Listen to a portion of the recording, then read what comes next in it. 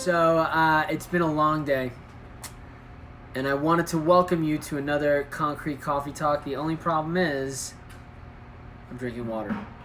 So didn't have any coffee, but we're still going to dive into it, and we had a nice question. Can a concrete densifier that is applied after the concrete is cured for 30 days be considered a solution for MVER? And for those of you who don't know what that is, moisture vapor emission rate, which is a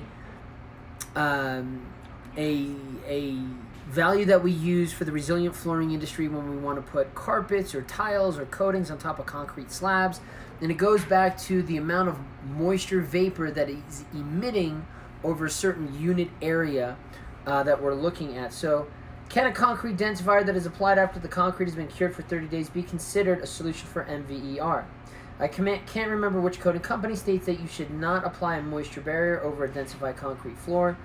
This was for our RH meter reading over 80%. Okay, so that question dives into this ASTM for resilient flooring systems, which I believe is ASTM F710-11 or 17, whatever the most updated version is. And it dives into the different things that we need to do to get those coatings or tiles or carpets on the floor and lasting a long period of time.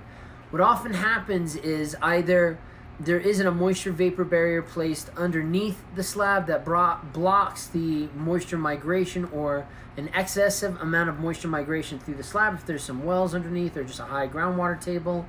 The other thing is if the concrete that was used or was made has a high water content, high water cementitious ratio, and or during the process before the resilient flooring system was placed, the floor might have had some moisture, whether it was open to the environment, or if the floor was flooded, or if it was just used in construction. So the question is, can we put something on the slabs after it has hardened to help reduce that moisture vapor emission rate, as well as the relative humidity? And that's the other piece of it. The 710-11 calls for, I think it's 3 to 5 pounds per 1,000 square feet over 24 hours, and that's through ASTM F2170.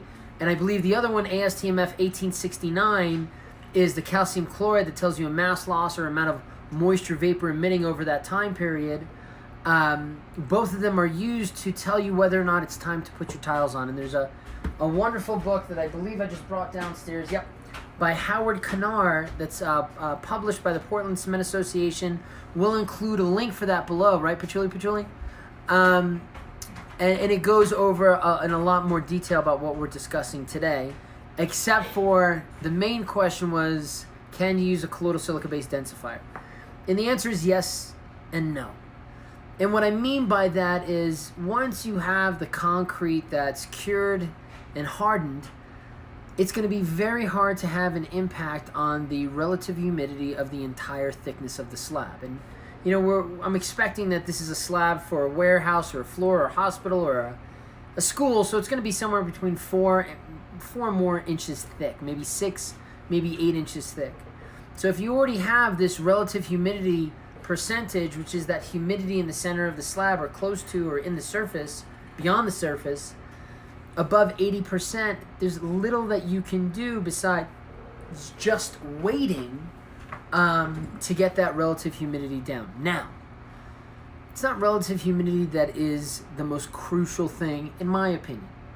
If you can get something on the surface that stops the surface moisture or slows down or reduces the moisture vapor emission rate to well below what is recommended over a period of time, then why not use that? And of course, I would always say do a test panel. Good concrete practices dictate that we always do test panels or test sections to make sure it works for your concrete. But if you can get a concrete densifier on top of the slab and reduce that moisture vapor emission rate, that relative humidity should not matter. And again, you have to test this to make sure it works for your situation. So yes, I do think you can get something on there to reduce MVER. Colloidal silica densifiers, colloidal silica-based hydrogel technologies are great places to start. But that topical treatment won't really have an impact on the subsurface and the body of the concrete where you will have your relative humidity readings come from. So hopefully that answered your questions. Don't forget to like, subscribe, all that jazz. Throw your concrete questions and concerns in the bottom over there. Concrete is neat, from my head down to my feet. Have a great day.